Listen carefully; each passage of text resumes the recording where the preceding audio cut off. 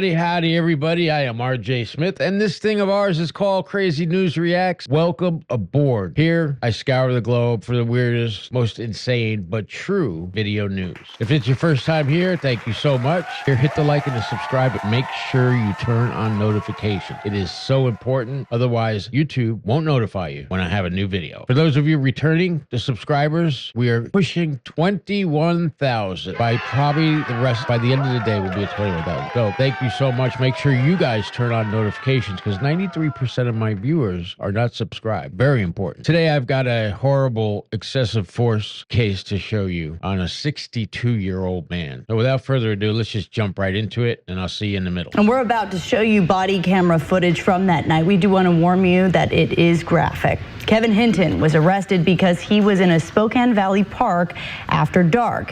Hinton told Spokane Deputy Clay Hilton that he'd move his car and find another place to go, but Sergeant Hilton wouldn't let him go until he showed his ID. Hinton refused, and the situation escalated, and Hinton was pulled out of the car and struck several times by the sergeant. Hinton suffered several injuries, including several broken ribs, a concussion, and a punctured lung. More than a year later, Hinton is fighting for justice. He shared his experience from that night with us for the first time in a one-on-one interview with Jordan Smith. Kevin Hinton, that violent arrest changed him forever. The 62-year-old was on his way home from Oregon after meeting his newly born granddaughter. He pulled into the parking lot of Terrace View Park to rest during his 12-hour road trip, a decision that led to a violent arrest where he thought he was going to die. How often do you think back to that night? Every day. Every breath I take, kind of. I mean, and every time I lick my lips, I mean, it's just not going away. Hinton says systemic failures led to his civil rights being violated that night.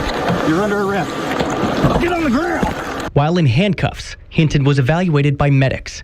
They cleared him to be taken to the Spokane County Jail, not the hospital. It was excruciatingly painful to get in and out of that police car. That is absolutely disgusting. A man is sleeping in his car. By the way, it's a nice car. He's elderly. The cops determined that they have to interrupt this man's life. So they knock on the window comes down. They ask him what he's doing. He says, well, I'm sleeping, clearly. I'm driving cross country and I need some rest. What have you done today besides nothing? Well, give me your ID. Now, they have no right to ask you for your identification because there's no criminal activity underway, right? So they have no legal standing, but they don't care. They do it anyway. And if you refuse giving the Gestapo, your ID, then you get dragged out of your car and beaten, and they arrest you for resisting and, all kinds of nonsense. That's what happened in this case. The man was 62 years old. And look, the people killed by police from 2013 to 2023, I believe there's 1,000 in that 10-year period that have been murdered by police officers. Many of us know about George Floyd, but it's way bigger than that, folks. He's one out of the 1,000. Let's go on and see what these thugs do next. I literally thought I was dying. I mean, that was my thought at that point. The jail refused to admit him, sending him straight to the emergency room. That's where Hinton learned several ribs had actually been separated from his sternum. His recovery process was agonizing. Getting up to go to the bathroom was a challenge. Spokane police investigated the incident and recommended second-degree assault charges against Sergeant Hilton. It was then sent to the Yakima County prosecutor for review, and 6 months later, no charges had been recommended from their office. If that would have been you or I would have been in jail that night and still in jail. He should have been relieved of duty immediately and dealt with accordingly. Hinton has filed a federal lawsuit saying there are systemic failures in the sheriff's office and the county when it comes to keeping citizens safe. The lawsuit also claims that Sergeant Hinton was actually involved in a previous excessive force complaint 3 months prior to this incident, a case where Judge George Fearing wrote this about Sergeant Hilton, suggesting, quote, he works as a law enforcement officer not to serve others and benefit the Spokane community, but to intimidate and dominate. It's time for some justice in this.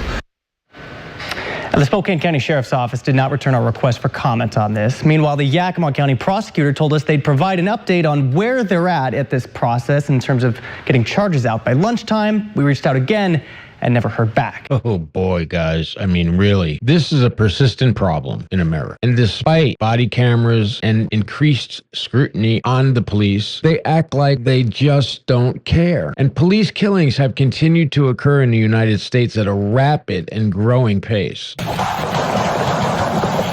That means people killed by the police. In comparison to other countries, police in the U.S. have killed people at 3 times the rate of any other country and 60 times the rate of all of England. And while police have killed somebody in every state of the United States, New Mexico is reported to have the highest incidence of police killings on civilians, with, get this, 8 people for every million residents. That's insane. Guys, we have to do something about this. It takes all of us as a community to let our voices be heard. Police are there to keep the peace. They are not there to disturb the peace and create chaos. Thank you guys for watching. I'm RJ Smith. This has been Crazy News Reacts. Please hit the like, subscribe, but most importantly, notifications.